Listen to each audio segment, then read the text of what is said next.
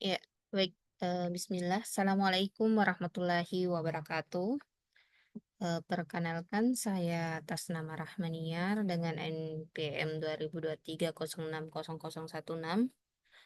Di sini saya akan menjelaskan mengenai sumber hukum sebagaimana yang ada pada mata kuliah Pengantar Hukum Indonesia yang dibawakan oleh dosen pengampu kami, yaitu Ibu Andi Lulu Isfani SH MH. Baik, kita lanjut.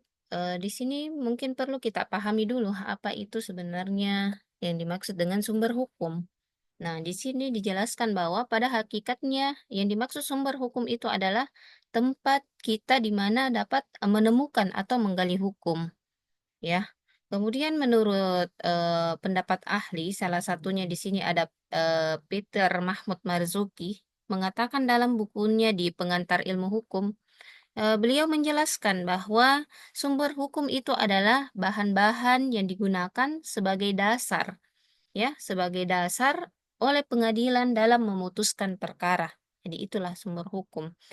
Nah, menurut pendapat ahli yang kedua, di sini dalam bukunya Pengantar Ilmu Hukum Tata Negara oleh Jimli Asidiki, sumber hukum itu sebenarnya berasal dari dasar hukum, ya, dasar hukum, landasan hukum, ataupun payung hukum.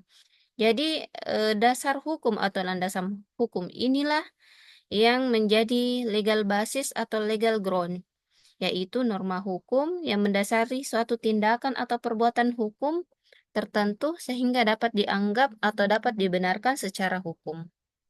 Nah, ini menurut Jimli Asidiki. Jadi, kesimpulannya sumber hukum ya tetap adalah sesuatu di mana tempat kita untuk bisa menggali sebuah informasi atau menemukan hukum itu sendiri, baik itu dalam memutuskan perkara ataupun hal lain yang berkaitan dengan hukum yang ada di Indonesia khususnya.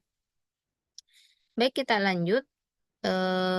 Berbicara tentang sumber hukum, di sini kita mengenal ada dua sumber hukum utama. Jadi sumber hukum ini yaitu yang pertama ada sumber hukum material dan yang kedua itu ada sumber hukum formal. Nah, kalau sumber hukum material, di sini kita melihat dari segi isinya itu terdapat dua kitab hukum utama, ya, yaitu Kitab Undang-Undang Hukum Pidana dan Kitab Undang-Undang Hukum Perdata atau KUH Perdata dan KUH Pidana.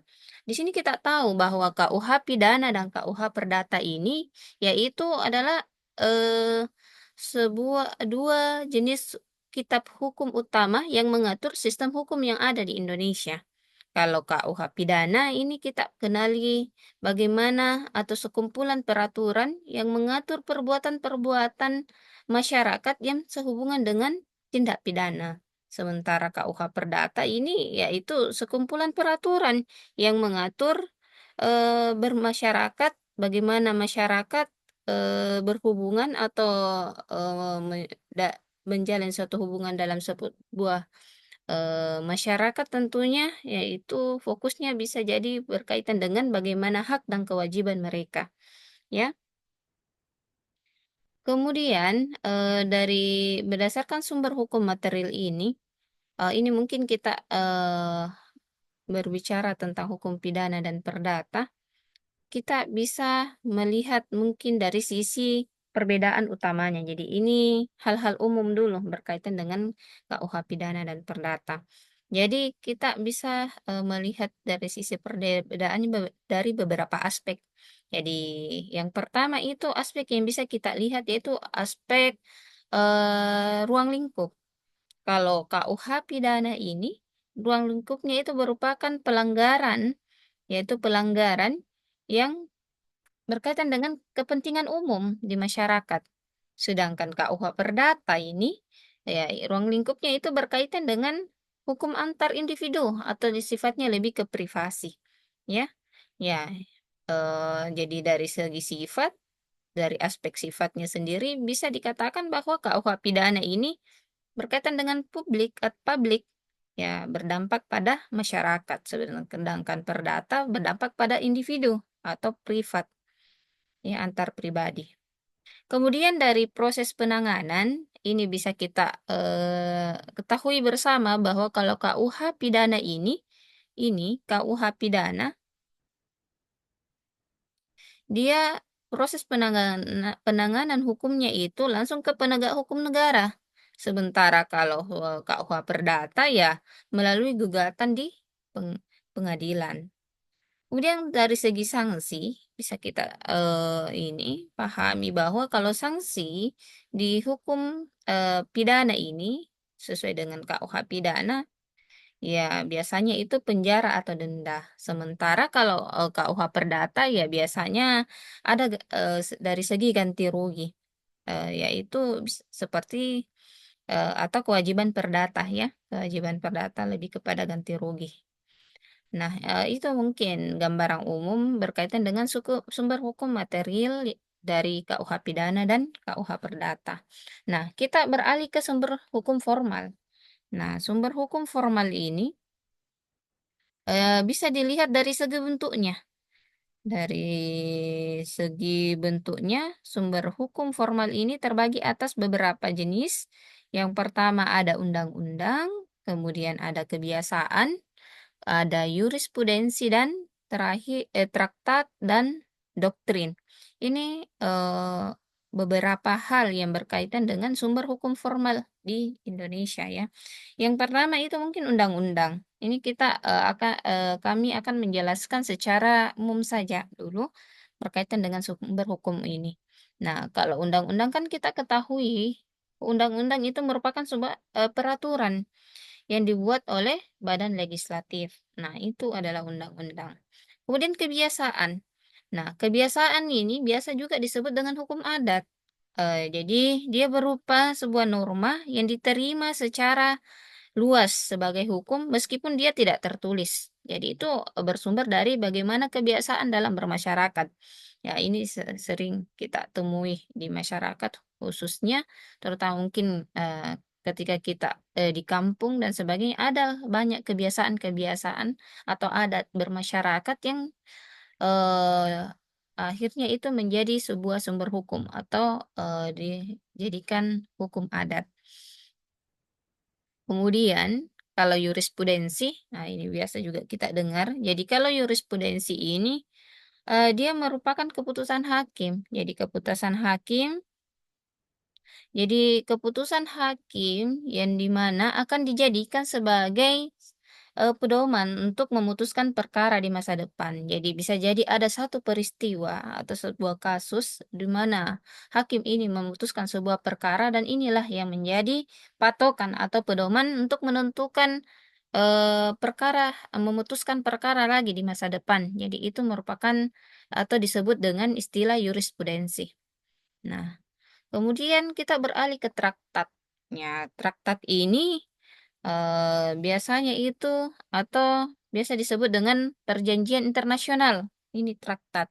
Jadi dia berlaku sebagai hukum bagi negara-negara yang menyetujuinya. Jadi memang ada kerjasama antar negara yang membuat sebuah perjanjian. Di sini kita sebut sebagai perjanjian internasional. Ya, perjanjian internasional ini perlu adanya kerjasama atau persetujuan antar negara-negara yang berkaitan di dalamnya. Kemudian yang terakhir ini doktrin. Jadi doktrin ini merupakan pendapat para ahli yang diakui dan dihormati. Jadi ada beberapa ahli ketika dia berpendapat tentang suatu perkara berkaitan dengan hukum atau keputusan di pengadilan, ya, ini bisa jadi dijadikan sebuah patokan atau sumber dari hukum. Jadi, inilah yang dikatakan sebagai istilah doktrin. Jadi, doktrin dari beberapa ahli, atau guru besar dan sebagainya. Ya, ini mungkin gambaran dari sumber hukum secara umum. Ya, dari sumber hukum utama ini yaitu sumber hukum material dan sumber hukum formal. Baik, mungkin melanjutkan sedikit penjelasan lebih mendalam berkaitan dengan sumber hukum ini. Jadi saya akan mengambil beberapa ya. Jadi mungkin saya ambil dari sumber hukum formal saja karena pidana dan perdata tadi sudah digambarkan secara umum. Eh, saya akan menjelaskan tentang sumber hukum kebiasaan atau adat. Kemudian nanti akan beralih ke sumber hukum atau hukum Islam, hukum agama. Nah, di sini kita akan coba menelisik lebih jauh terkait kebiasaan sebagai sumber hukum. Bagaimana kebiasaan itu bisa dikatakan sebagai sumber hukum? Ya, yang awal mungkin kita perlu pahami apa dari asal muasal kebiasaan ini sebenarnya merupakan hukum yang diciptakan melalui kebiasaan. Ya, jadi kebiasaan yang ada di masyarakat itulah menjadikan landasan untuk menentukan hukum. Nah, di sini menurut Mr. Bellevoid, hukum kebiasaan ini juga dinamakan sebagai kebiasaan saja, meliputi semua peraturan-peraturan yang walaupun tidak ditetapkan oleh pemerintah, ini ditaati oleh seluruh rakyat. Karena mereka yakin bahwa peraturan itu berlaku sebagai hukum. Jadi ini sesuai dengan sumbernya dari kebiasaan, kemudian diyakini oleh masyarakat sebagai hukum yang patut atau harus ditaati. Nah, bagaimana kebiasaan itu bisa dijadikan sebagai sumber hukum? Ternyata ada beberapa syarat. Yang pertama itu, perbuatan atau tindakan yang semacam dalam keadaan yang sama dan harus diikuti oleh umum. Tidak harus seluruh masyarakat, tetapi secara umum itu diikuti. Jadi dia adalah perbuatan atau tindakan yang semacam dalam keadaan yang sama. Jadi dia maksudnya adalah perbuatan atau kebiasaan-kebiasaan yang dilakukan secara berulang ini dan selalu sama. Jadi itulah yang menjadi sebuah kebiasaan. Nah, eh, kemudian yang kedua, poin berikutnya adalah adanya keyakinan hukum. Jadi adanya keyakinan hukum atau oinio juris susensitatis. Jadi dari orang yang berkepentingan. Jadi mungkin dalam satu masyarakat ada tokoh masyarakat yang meyakini bahwa ini adalah sebuah hukum. Jadi dia bisa ditetapkan sebuah sumber hukum dari kebiasaan di masyarakat ini. Jadi dia adalah keyakinan hukum dalam arti material maupun keyakinan hukum dalam arti formil tadi. Kemudian syarat berikutnya ini diperjelas lagi syarat material yang dimaksud tadi adanya perbuatan tingkah laku yang dilakukan berulang-ulang di masyarakat. Ini yang dimaksud syarat material. Nah, kemudian syarat intelektual. Nah, adanya keyakinan hukum dari masyarakat yang bersangkutan. Jadi secara intelektual dari pemikiran mereka, ini mereka benar-benar meyakini bahwa ini adalah sebuah hukum sehingga menjadi landasan. Ya, sehingga bisa dikatakan sebagai sumber hukum. Kemudian berikutnya adanya akibat hukum apabila hukum itu dilanggar. Jadi ada sanksi, ya, ada akibat yang diberikan, ada sanksi yang diberikan ketika kebiasaan itu yang dijadikan landasan atau sumber hukum dilanggar. Ya, itu mungkin banyak kita temui di masyarakat. Ya, kemudian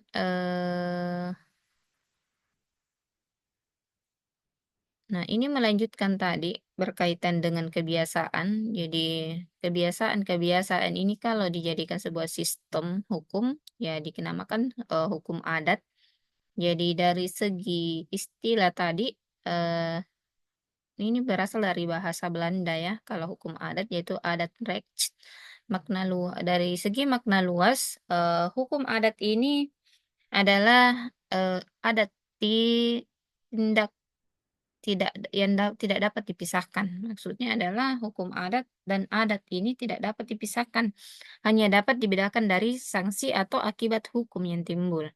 Nah, kemudian dari negara yang biasanya menerapkan hukum adat ini, biasanya hanya terdapat dalam lingkungan negara di Asia, seperti Cina, kemudian termasuk negara kita Indonesia, India, dan Jepang, dan beberapa negara lain.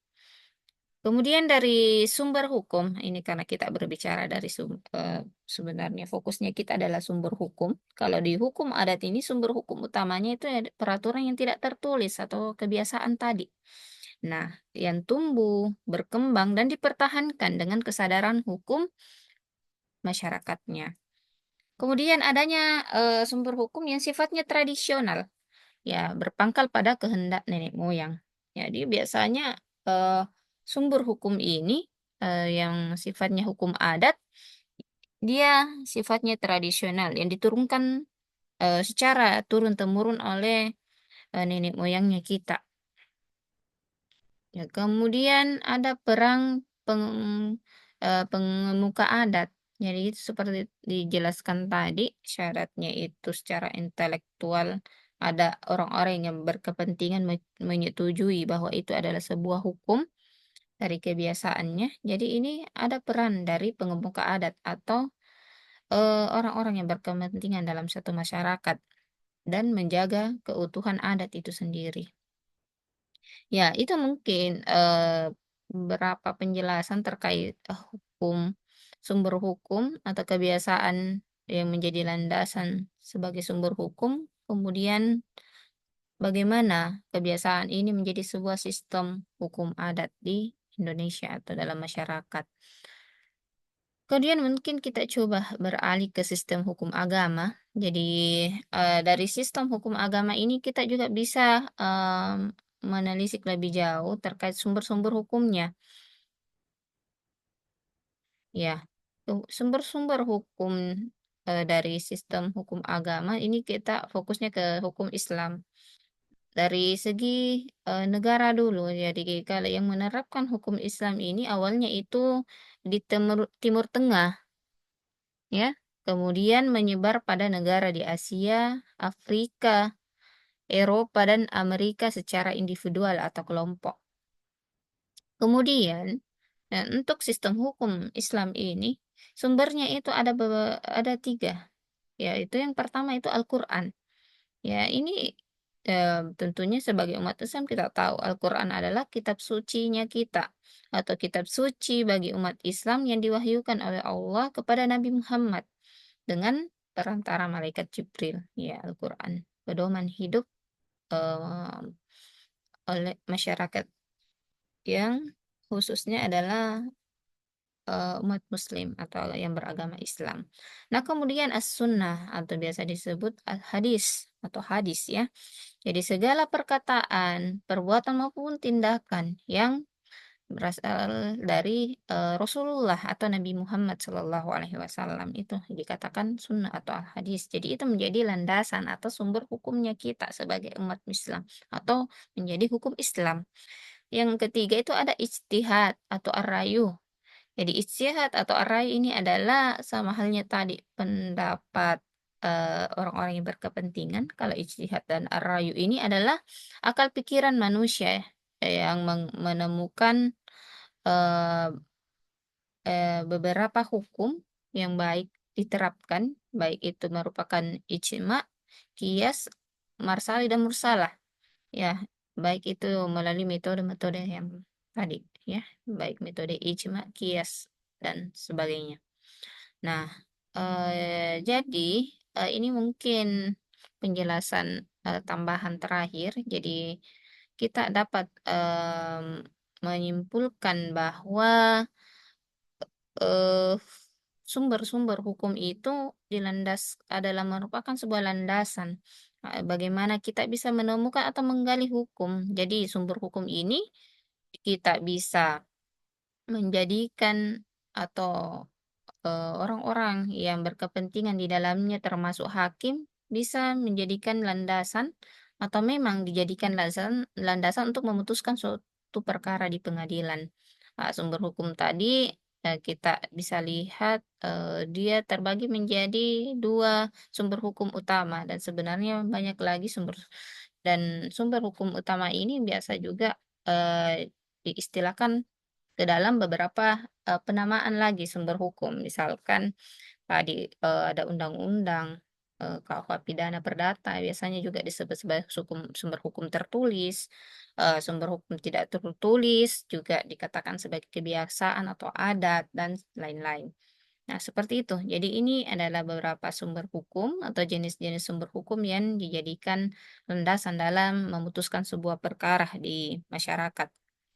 Baik, terima kasih untuk, kesempatan yang diberikan. Khususnya kepada dosen pengampu mata kuliah pengantar hukum Indonesia, yaitu Ibu, Andi Lulu Isfani SH, yang telah, memberikan kesempatan bagi kami untuk bisa memaparkan apa-apa yang kami pahami berkaitan dengan sumber hukum ataupun jenis-jenis hukum ini. Baik, kami mungkin tutup dengan ucapan alhamdulillah. Assalamualaikum warahmatullahi wabarakatuh.